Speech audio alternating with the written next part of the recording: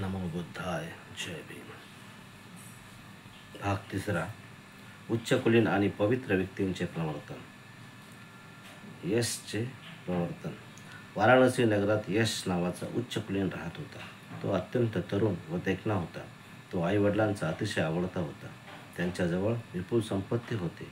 त्यांच्याजवळ मोठा लवाजमा होता व त्यांचे अंतःपुरही मोठे होते. आपला संपूर्ण वेळ नाच, मद्यपान व ऐशोआरामात घालवीत असे.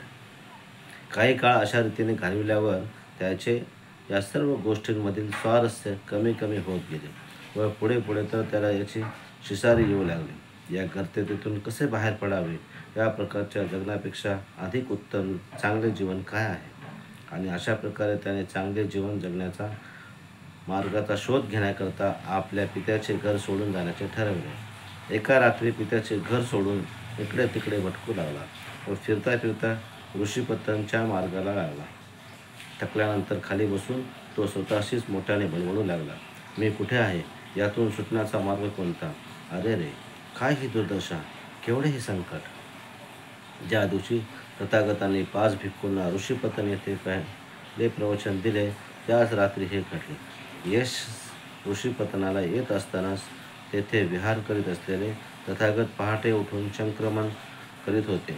आपल्या भावना व्यक्त करीत येत असलेल्या त्या उमद्या तरुण यशासला तथागतांनी पाहिले आणि नैराश्यातून करीत असलेला आक्रोश ऐकून तथागत म्हणाले, काही दुःख नाही की कोणतेही संकट नाही, हे तुला मार्ग दाखवतो.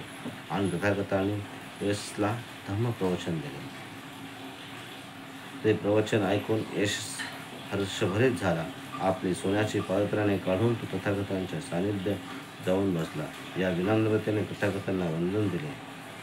तथागतांचे शब्द ऐकून त्याने तथागतांना विनंती केली की तथागतांनी त्यास आपला शिष्य म्हणून स्वीकारावे. बुद्धाने त्यास बोलवून भिक्खू होण्याविषयी सांगितले व यशस्ने ते मान्य केले. आपल्या पुत्र निघून गेल्याचे समजल्यावर यशच्या मातापित्यास अतिशय दुःख झाले. पित्याने त्याचा शोध घेण्यास सुरुवात केली. ज्या ठिकाणी तथागत आणि यशचे चिवर धारण करून भिक्खू वेशात बसले होते, तेथे यशचा पिता आला आणि त्याने तथागतांना विचारले, तथागत, माझा मुलगा यश याला आपण पाहिलेत काय? तथागत बुद्ध म्हणाले, महाराज, आत या, आपण आपल्या पुत्रास भेटू शकाल. यशचा पिता आत गेला आणि आपल्या पुत्रा शेजारी बसला, पण पित्याने पुत्रास ओळखले नाही. यश कसा भेटला व आपले प्रवचन ऐकून तो भिक्खू कसा झाला हे तथागतांनी त्यांना सांगितले. तेव्हा पित्याने पुत्रास ओळखले व पुत्राने सुयोग्य धम्ममार्ग स्वीकारल्याबद्दल पित्यास फार आनंद झाला. यशचे पिता म्हणाले, बाळ यश, तुझी आई शोकाने व दुःखाने व्याकुळ झाली आहे. घरी परत येऊन आपल्या आईला सुखी कर. यानंतर यशने तथागताकडे पाहिले आणि तथागत यशच्या पित्यास म्हणाले, यशना पुन्हा भौतिक संसारी जीवन जगावे आणि ऐहिक सुखांचा उपभोग घ्यावा असे आपणास वाटते का? यशच्या पित्याने उत्तर दिले, जर माझा पुत्र यास आपल्यासोबत राहून फायदा आहे असे वाटत असेल तर त्यास राहू द्या. यशने भिक्खू जीवन जगणे अधिक पसंती केले. निरोप घेण्यापूर्वी यशचे पिता म्हणाले, तथागतांनी माझ्या घरी माझ्या परिवारासह भोजनास येण्याची परवानगी द्यावी. तथागत चिवर परिधान करून अन्नपात्री घेऊन यशसह त्याच्या पिताच्या घरी गेले. घरी पोहोचल्यावर यशची आई व त्यांची पूर्व आयुष्यातील पत्नी यांना ते भेटले. भोजनानंतर तथागतांनी त्या परिवारातील सर्वांना धम्मोपदेश दिला. ते ऐकून त्यांना फार आनंद झाला व त्या धम्मोपदेशाप्रमाणे वागण्याचे त्यांनी वचन दिले. वाराणसीतील एका श्रीमंत कुटुंबात यशचे 4 मित्र होते. त्यांची नावे होती विमल, सुबाहू, पुण्यजित आणि गौमपुत्री. यश तथागत बुद्ध व त्यांच्या धम्मात शरण गेला आहे असे जेव्हा त्यांना कळले, त्यांना वाटले की जे यशचे हिताचे आहे ते आपल्याही हिताचे असणार आहे. म्हणून ते यशकडे गेले आणि आपला शिष्य म्हणून तथागतांनी त्यांना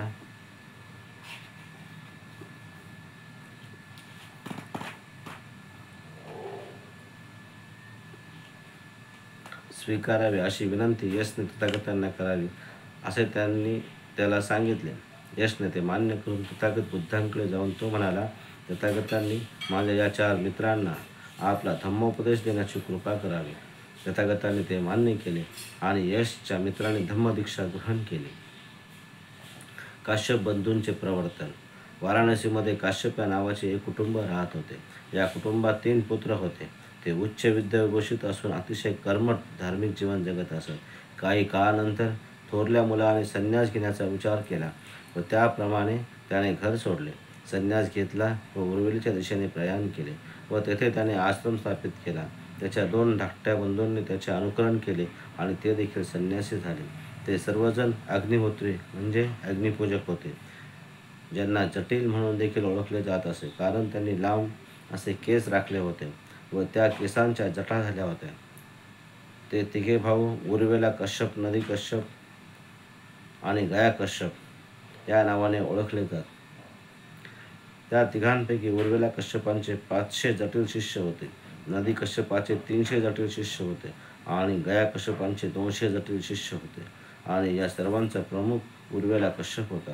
उर्वेला कश्यपाची कीर्ती सर्वदूर पसरली होते. त्याने जिवंतपणे मुक्ती मिळवली आहे असा त्याचा लौकिक होता. फल्गू नदीच्या काठावरील आश्रमात दूरवरून लोक येत असत. तथागतांनी उर्वेला कश्यपाच्या विषयी ऐकले आणि तथागतांनी ठरविले त्या सद्धम्माचा उपदेश करून शक्य झाल्यास त्याचे सद्धम्मामध्ये प्रवर्तन करायचे. त्याच्या वास्तव्याची माहिती मिळाल्यानंतर तथागत सम्यक संबुद्ध उर्वेला येथे पोहोचले. तथागतांनी कश्यपाची भेट घेतली आणि त्यास उपदेश करून दीक्षा देता यावी म्हणून बुद्ध म्हणाले, कश्यप, जर आपला विरोध नसेल तर तथागतांना आपल्या आश्रमात 1 रात्र राहू द्या. कश्यप म्हणाला, मी या बाबतीत आपल्याशी सहमत नाही, कारण अतिशय क्रूर मूलछिंद नावाचा नागराजा या ठिकाणी राज्य करीत असून तो भयंकर शक्तिमान आहे. अग्निहोत्रींचा तो कट्टर शत्रू आहे. तो रात्रीच्या प्रहरी आश्रमात येतो आणि सर्वांना अतिशय त्रास देतो. मला भीती वाटते की जसा तो मला त्रास देतो तसाच तो तुम्हाला देखील त्रास देईल. कश्यप हे जाणीत नव्हता की नागलोक तथागतांचे मित्र आणि अनुयायी झाले आहेत, परंतु तथागतांना हे माहीत होते. म्हणून तथागतांनी आपल्या विनंतीवर पुन्हा जोर दिला आणि म्हणाले, मुच्छलिंद तथागतांना कोणत्याही प्रकारे त्रास देण्याची शक्यता नाही. कश्यपा, तथागतांना 1 रात्र तुमच्या अग्निशाळेत राहू द्या. कश्यप अनेक अडचणी सांगून नकार देत होता व तथागत विनंतीवर जोर देत होते.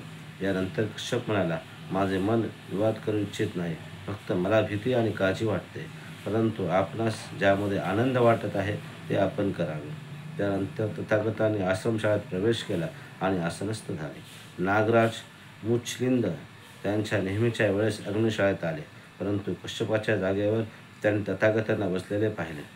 तथागतांची शांत गंभीर मुद्रा पाहून नागराज मुच्छलिंद यास असे वाटले की जणू तो दिव्य पुरुषांच्या सानिध्यात आहे आणि नतमस्तक होऊन तो तथागतांची पूजा करू लागला. त्या रात्री कश्यपास रात्रभर झोप लागली नाही. तो रात्रभर हाच विचार करीत होता की आपल्या पाहुण्यांचे काय झाले असेल आणि अतिशय घाबरून तो जागा झाला. त्याला भीती वाटत होती की त्याच्या अतिथीस भस्मसात केले गेले असेल. पहाटे उजडल्यानंतर कश्यप व त्याचे सर्वच्या सर्व अनुयायी काय घडले असेल या उत्सुकतेपोटी अग्निशाळेजवळ आले. मुच्छलिंदाकडून दुखापत झालीच नाही, उलट मुच्छलिंद तथागतांची पूजा करीत असल्याचे त्यांना आढळले. हे दृश्य पाहून कश्यपाला वाटले की आपण एक महान चमत्कार पाहत आहोत. या चमत्काराने प्रभावित होऊन कश्यपाने तथागतांना विनंती केली, आपल्या शेजारी येऊन आश्रम स्थापित करावा. कश्यप तथागतांची सेवा करेल, काळजी घेईल असे वचन त्याने तथागतास दिले. तथागतांनी कश्यपाचे म्हणणे मान्य केले.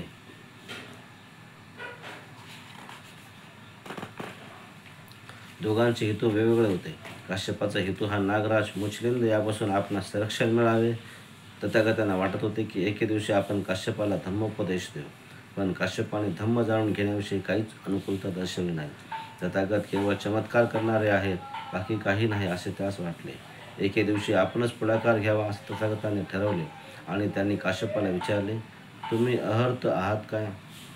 जर तुम्ही अहर्त नसाल तर अग्निहोत्रामुळे अग्निपूजेमुळे तुमचे काय हित होणार आहे? कश्यपाने विचारले,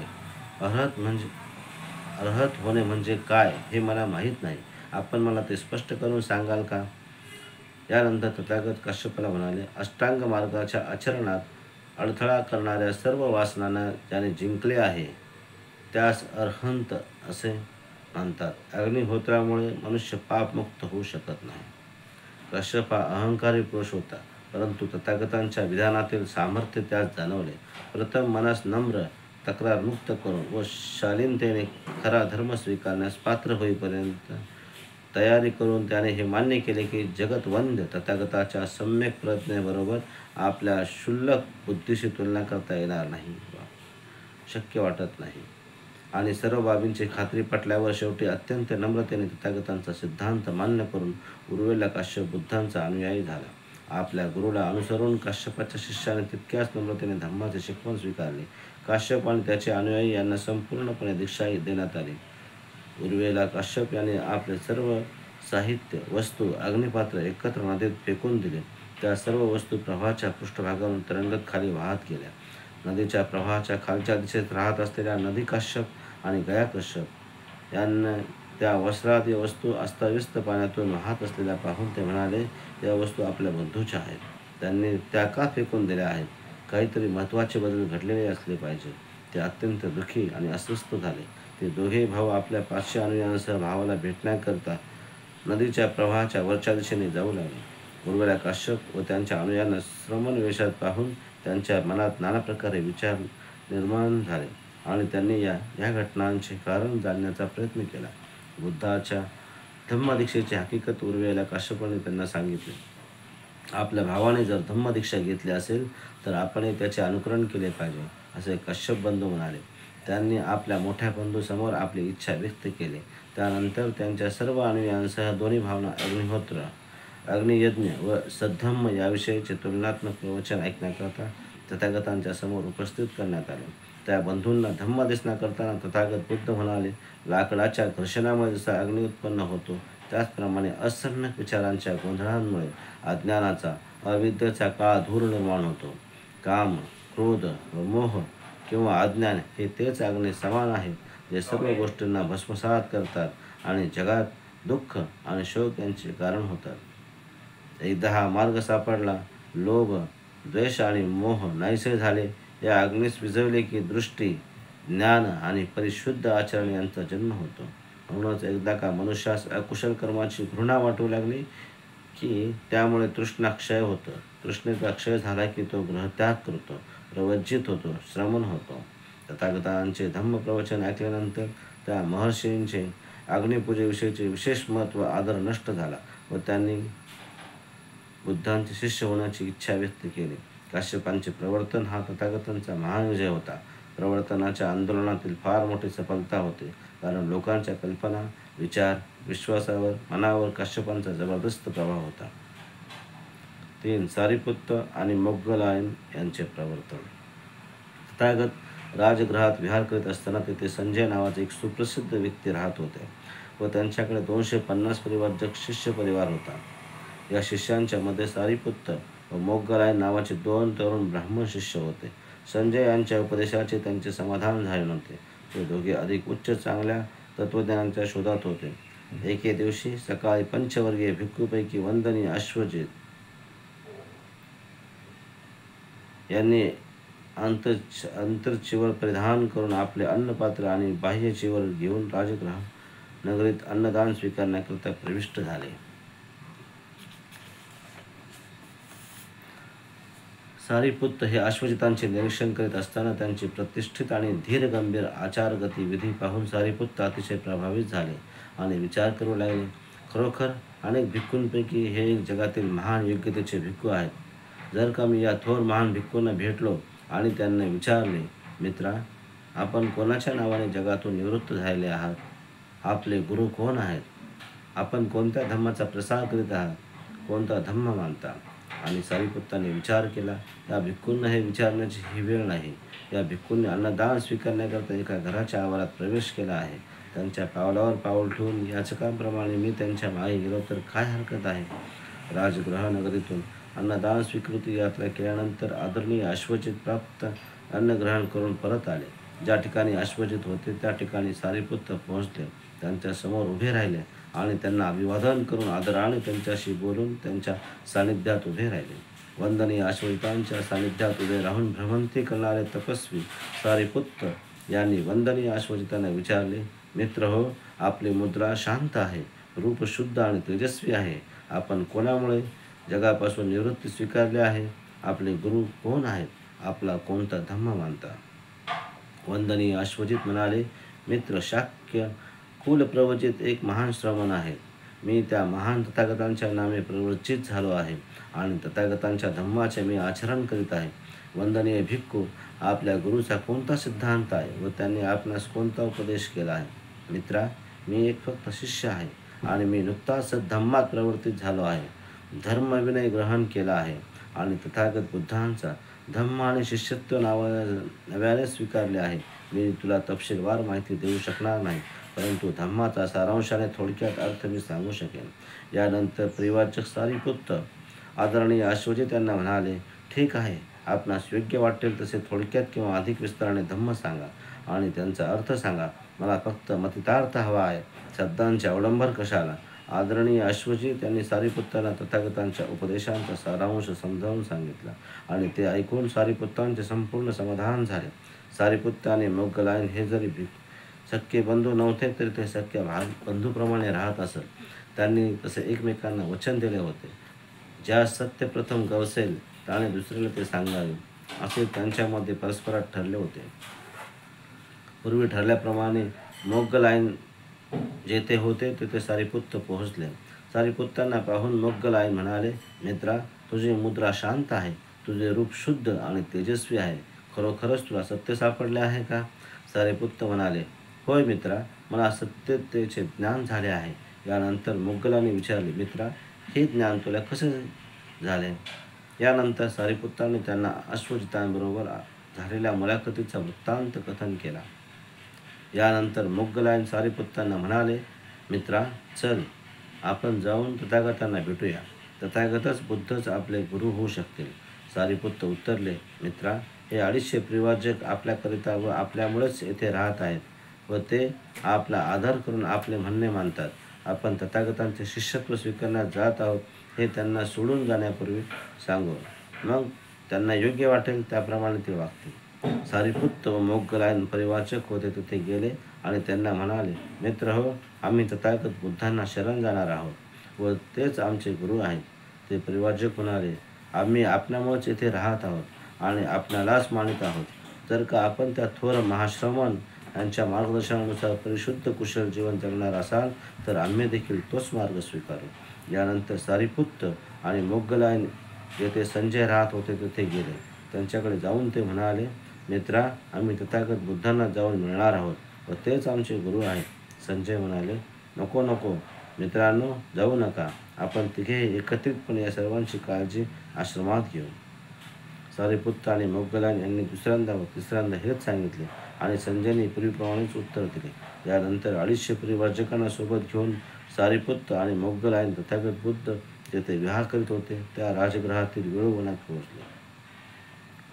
सारिपुत्त आणि मोग्गलायन दुरूनच येत असताना तथागतांनी पाहिले व त्यांच्याकडे पाहून भिक्खूंना म्हणाले, भिक्खू हो, ते पहा, 2 सोबते मित्र येत आहेत. आणि सारिपुत्त व मोग्गलायन यांच्याकडे हात दर्शवित म्हणाले, ते दोघेही तथागतांच्या श्रवकांमध्ये प्रमुख आणि श्रेष्ठ शिष्यदय होतील. हे दोघेही तथागतांच्या धम्माचे सेनापती होतील. वेळूवनात पोहोचल्यावर तेथे तथागत बुद्ध होते. तिथे ते गेले आणि बुद्धांच्या समोर जाऊन त्यांनी बुद्धांना साष्टांग प्रणिपात केला आणि आपले मस्तक तथागतांच्या चरणावर ठेवून तथागतास म्हणाले, महाकारुणिक तथागतांनी आम्हाला धम्मदीक्षा द्यावी. यही भिक्खवे संघात दाखल झाले हे दर्शवणाऱ्या नेहमीच्या सूत्राचे उच्चारण तथागतांनी केले आणि सारिपुत्त, मोग्गलायन आणि 250 जटिल बुद्धांचे अनुयायी झाले, भिक्खू झाले. बुद्धाय जय.